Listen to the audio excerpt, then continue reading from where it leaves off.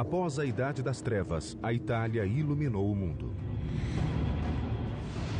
Emergiu da sinistra e devastadora peste negra e trouxe inovações, arte e a glorificação do homem.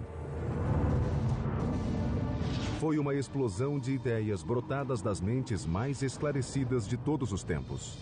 Filippo Brunelleschi was the ingenio, the ingenious man. Ali nasceram algumas das maiores obras de arquitetura, arte e engenharia que o mundo já conheceu. The enterprise of Renaissance engineering is recovering this ancient knowledge. I don't think that any other period in the history of Western civilization can brag to having produced so much genius. Mas chegar a gênio era uma luta. Os construtores enfrentaram desastres naturais sem precedentes, os dogmas da igreja e os rivais. And the Italian peninsula becomes the cockpit, the fighting point. Essa foi a era dos arquitetos, a qual criou a gratificante sensação de que nada era impossível.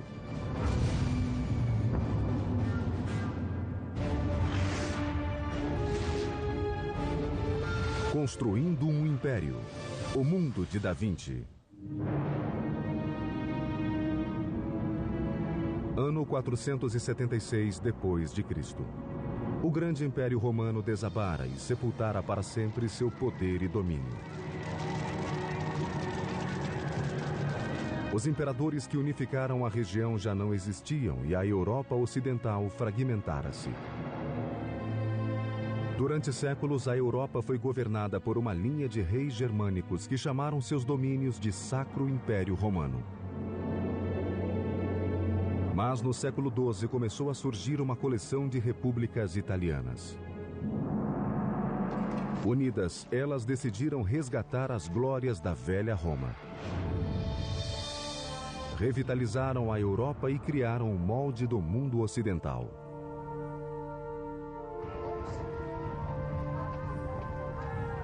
Hi, I'm Peter Weller.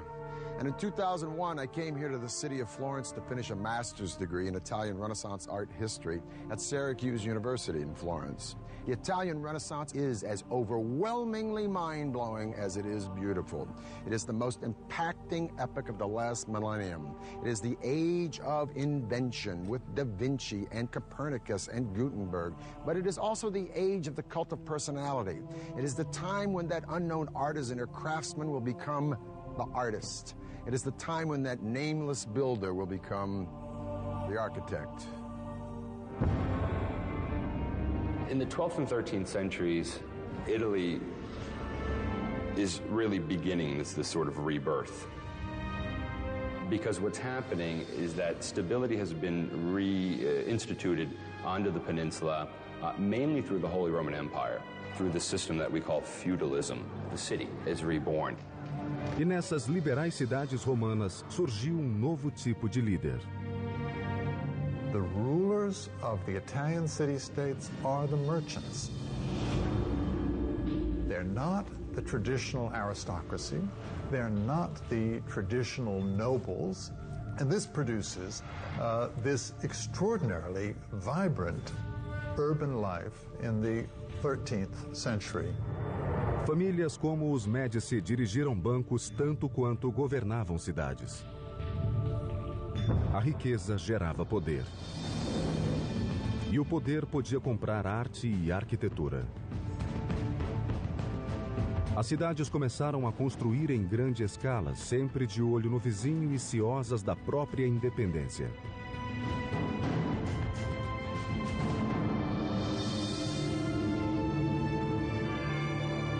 The foundation for the Renaissance is the city. Everything that happens in the Renaissance, from art, architecture, engineering, literature, all the things that go on depend upon the city.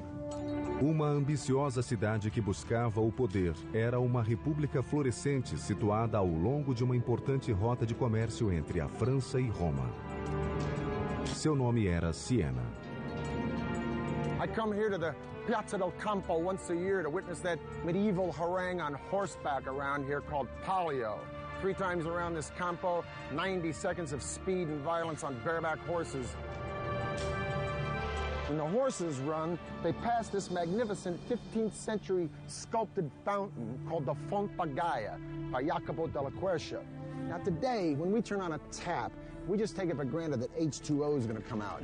But the Sienese needed this fountain because when they were making all this loot, prosperity begets a city jam-packed with people. And more people demands, as we have seen with Persia, with Carthage, with Rome, with the Maya, more water.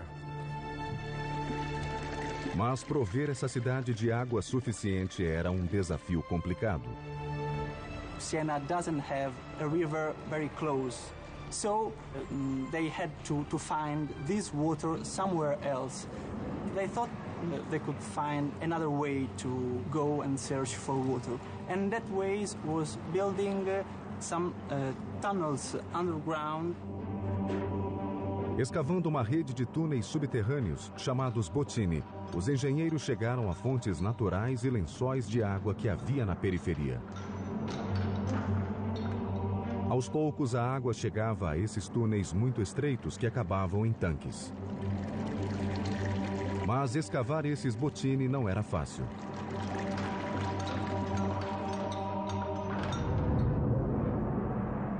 Eles usavam pás e picaretas para remover os depósitos de calcita em túneis de poucos centímetros de altura, escuros, poeirentos e insalubres.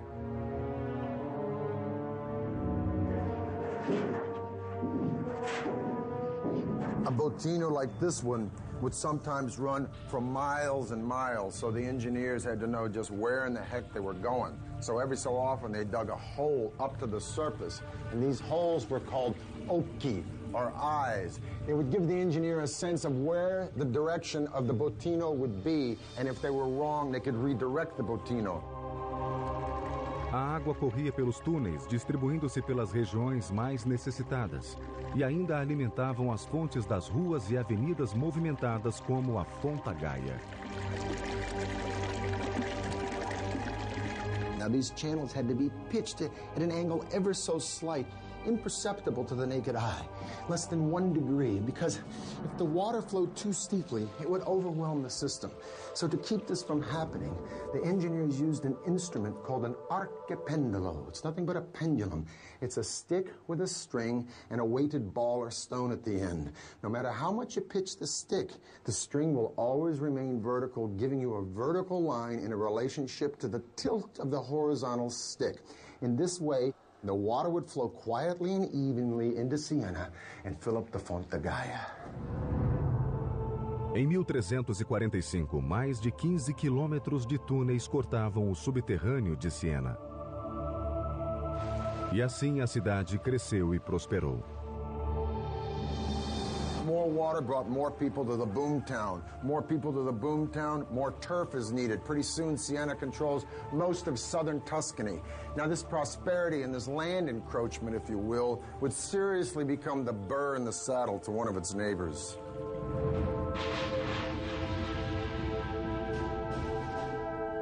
Florence and Siena are the two dominant republics in Tuscany. It was a rivalry on all levels. Economic, political, artistically. And in the 13th century, the city-state of Siena, in all three of these categories, was probably Florence's superior. As duas repúblicas seguiam ombro a ombro até que Siena obteve vitória esmagadora na Batalha de Montaperti em 1260. Siena fights Florence. And to put it bluntly, Siena kicks ass. Florence goes home in humiliation and defeat. But guess what? That ain't gonna be for long. A soberba engenharia que tornara Siena tão atraente nada pôde fazer diante de um dos piores desastres que o mundo já viu. In 1347, the Black Death struck. And according to the eminent humanist writer Giovanni Boccaccio, who witnessed the Black Death, the disease killed so fast that you could lunch with your friends and dine with your ancestors in heaven. One conservative estimate is that Siena lost over 60% of its population in a matter of months. One thing is for certain, after the Black Death, Siena would never be a major player again on the stage of early modern Italy. That singular event probably marks the end of Sienna's role on a kind of international scene, and it also marks the beginning of Florence's rise to power. Siena fora mortalmente atingida e deixou a porta aberta para sua arquirrival Florença tomar-lhe o lugar e começar a escalada rumo ao poder e à glória. Lá foi construído um dos mais magníficos monumentos da modernidade, algo que ninguém havia sonhado construir. Nos séculos 13 e 14, as cidades eram centros de poder na Itália. Mas Florença criou um estilo único. A elite dominante florescia rica e culta. O homem e seu potencial ilimitado ocuparam o centro do palco. A revolucionária ideia chamou-se humanismo. Humanism, quite simply, is an interest in the ancient world. In Italy, all you had to do was look around at the ancient ruins and understand how great man had been in the ancient world. It was all there. If we could imitate that building, if we could take the principles of that building and apply it to our buildings, then we'd have something really remarkable. Quando a peste negra atingiu a Europa em 1347, Florença não saiu ilesa. Praticamente metade da população foi dizimada. Toda a região levaria mais de 50 anos para se reerguer. Mas seria uma recuperação que assombraria o mundo. Chamou-se Renascença, que significa novo nascimento ou revivência. Por toda a Toscana, uma elite privilegiada de famílias abastadas começou a encomendar projetos grandiosos a artistas vindos do povo. There is an appetite among those who survive to enjoy life, to do other things, to understand or to sense that the life is to be exploited in some way for those who are alive. Os Médicis de Florença, uma das famílias mais ricas da Itália, liderou o resgate da glória de Roma, restaurando-a em Florença e transformando a cidade em uma nova Atenas. The structure of patronage has changed. Patrons are using artists and architects to celebrate themselves. O exemplo central desse esforço seria a catedral, no coração de Florença. They've never seen a structure that looks like the one they want to build. Right? That's a matter of ambition, of idea. See that big old church behind me with that scaffolding on it? It's called Santa Maria del Fiore, otherwise known as the Duomo, or Cathedral of Florence. It was built by a guy named Arnolfo da Cambio around 1200s, but you know what? He was dead before it was ever finished.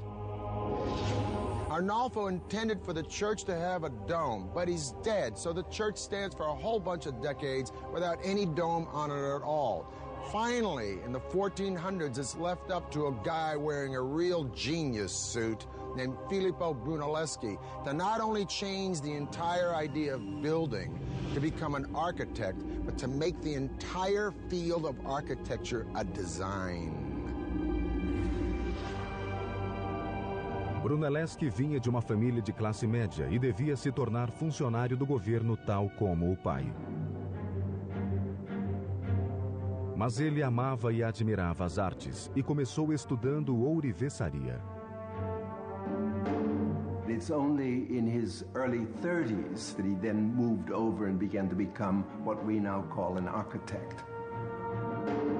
Now, Brunelleschi is a maverick and he's brash. His dad is a notary. Brunelleschi wants to study sculpture. Wonder how his dad reacted to that one, huh? Probably like my old man reacted when I told him I wanted to go to New York and become an actor. In any case, by his early 20s, Brunelleschi is a pretty fair goldsmith. Now, in 1401, the baptistry decides it wants to replace its doors, so they hold a competition. Competition comes down to two guys, Brunelleschi and the international Gothic man of the hour, Lorenzo Ghiberti. Brunelleschi was pretty good, but he ain't no Ghiberti. Ghiberti wins. Brunelleschi runs away with his tail between his legs. humiliated in defeat. He loses the competition to Ghiberti in 1401. And it sets up the kind of perfect opportunity for him to leave the city of Florence, then go to Rome and study the secrets of the ancients. Brunelleschi deve ter passado quase 2 décadas em Roma, examinando as obras mais importantes da engenharia antiga. Renaissance Italians are fascinated with the way Romans did everything, the way things were done in ancient Rome, and building is no exception. A big part of the enterprise of Renaissance engineering is recovering this ancient knowledge. Uma obra em particular deve ter causado especial impacto em Brunelleschi. O Panteão. Teriam os romanos descoberto o modo de construí-lo sem as armações de apoio? Nessas 2 longas décadas, ele deve ter examinado cada centímetro do domo, cujo diâmetro ultrapassava os 40 metros, tentando desvendar o segredo de sua construção.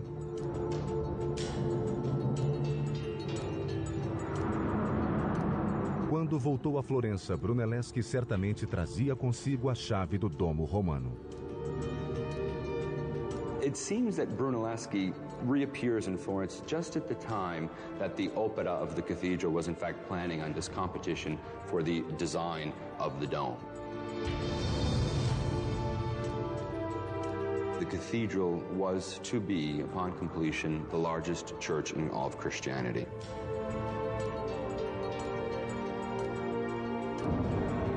A catedral seria um dos grandes desafios da engenharia italiana.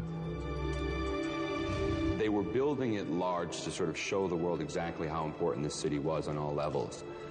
The problem is that they were setting themselves up for a big fall. Diferindo dos demais arquitetos, Brunelleschi propôs um método que o expôs ao ridículo. Projetou o domo sem os tradicionais arcobotantes, nem apoios de madeira, nem armação interna. General public opinion was that Brunelleschi had gone very simply mad. They also began to realize that no one else seems to have any clearer picture of how to pull this thing off, and so they began gradually sort of heed his words. Brunelleschi conseguiu seduzir os juízes com o projeto, mas para sua consternação, a comissão estipulou uma condição que ele julgou aviltante. It seems that fate would rear its ugly head because he would have to share that role with his nemesis, Lorenzo Ghiberti. Muitos estavam convencidos de que o projeto não daria certo.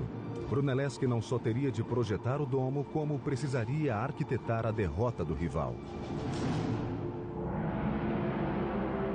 A 7 de agosto de 1420, com o arquiteto supervisionando cada detalhe, finalmente teve início a construção do grande domo. What Brunelleschi decides to do is to construct not one dome, but 2. Okay? A dome within a dome. Dentro da catedral, os fiéis poderiam apreciar a belíssima decoração interna do domo. Por fora, entretanto, o segundo domo tinha propósito mais funcional. He would use that second shell to protect the inner dome from rain, but at the same time to make the entire structure look more gonfia et magnifica, more swollen and magnificent. Para dar às cúpulas uma base estrutural, nervuras de mármore foram instaladas em cada vértice do domo octogonal. A seguir, uma série de arcos foi construída para cruzar com as nervuras em ângulos de 90 graus. Mas Brunelleschi enfrentou um problema logístico. Achar um modo de içar várias toneladas de material a mais de 60 metros. And so Brunelleschi devises something we call the ox hoist. Atrelados a um timão, 2 bois faziam girar um pilar que erguia e baixava um guindaste. A marca do gênio estava numa rosca que mudava as engrenagens para a frente e para trás. Ou seja, os bois não precisavam ser desatrelados para trocar de lugar. Ficavam andando na mesma direção tanto para erguer quanto para baixar o guindaste, economizando horas diárias de trabalho. Nessa tarefa foram içadas mais de 30.000 toneladas de material. Apesar de todo esse trabalho, cada peça ainda precisava ser transportada lateralmente e colocada no ponto exato a dezenas de metros de altura. Para resolver esse problema aparentemente insolúvel, Brunelleschi projetou outro tipo de guindaste, chamado castello. The castello was a crane that they used to move weights horizontally. Instalado no alto da cúpula e semelhante a um cavalete, tinha um sistema de trave mestra e contrapeso, permitindo a colocação do material com precisão milimétrica. These are the machines that he was introducing, and these are the machines that made it possible for such a dome to have been built. Mas toda essa criatividade ainda não resolvia o desafio fundamental de um domo desse tamanho sem nenhum apoio interno. Brunelleschi ainda precisava evitar um desmoronamento. A tarefa exigiu um grande salto de imaginação, combinado com engenhosidade e cálculos precisos.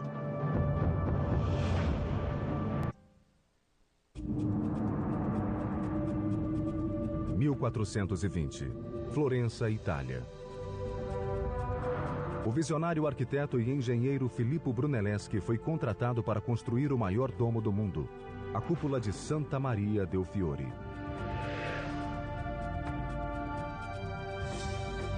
Como o domo não tinha suporte, o desafio era evitar seu desabamento. Now, it's one thing to invent a clutch and a flywheel, and you got the donkey only going in one direction, saves a lot of time, and then you invent a crane, it brings the stuff up high. But the more important question is, I'm standing on top of this dome, and how did Brunelleschi keep this sucker from caving in? Ele teria de manter os tijolos no lugar e ainda dar apoio à estrutura. A solução? Assentar os tijolos com uma técnica engenhosa com base em ângulos, fricção e justaposição. Brunelleschi comes up with this invention, if you will, from Rome, which they use decoratively, but we don't know that they used it functionally, of herringbone bricks. You have a short brick here that's sort of bookended by two long bricks, and subsequently you have weight coming down, and weight coming down, and then weight coming across, and then weight coming down, and then weight coming across. The whole point of this is that a herringbone pattern will displace the weight out and down instead of just directly down where you might have collapse of your dome. Para resolver o problema oposto, isto é, o deslizamento para fora, Brunelleschi instalou correntes em volta do domo octogonal horizontalmente. They were going to construct these so-called catenae, or these horizontal chains that were intended to maintain the hoop stress or the lateral thrust of the dome.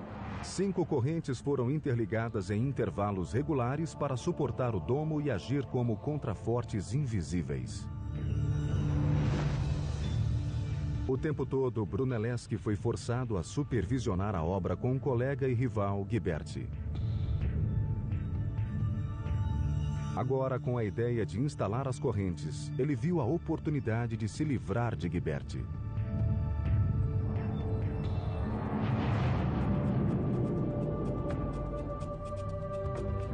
In August of 1423, Brunelleschi called in sick.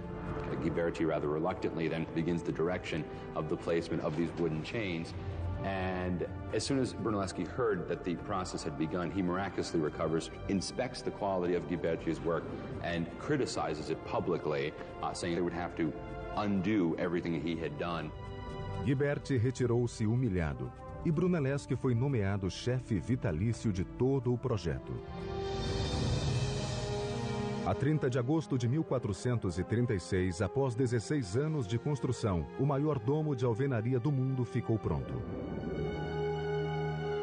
Mas a carreira de Brunelleschi apenas se iniciava. Enquanto construía o domo, ele fizera experiências sobre perspectiva e proporções matemáticas.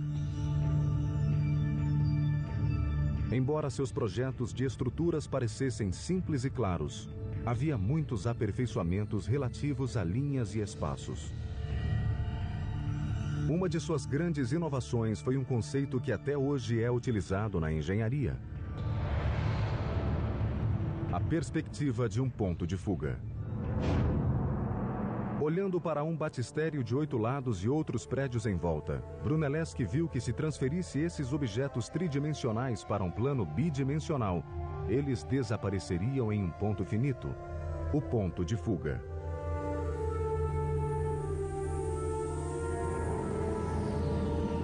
O tamanho aparente de um objeto diminuía à medida que aumentava a distância do observador. Essa ideia revolucionaria a arte dos pintores e arquitetos do mundo e faria aparecer a planta do engenheiro. What it does in architecture is change the game all the way through Frank Lloyd Wright and to Frank Gehry today. Because architecture is no more just building.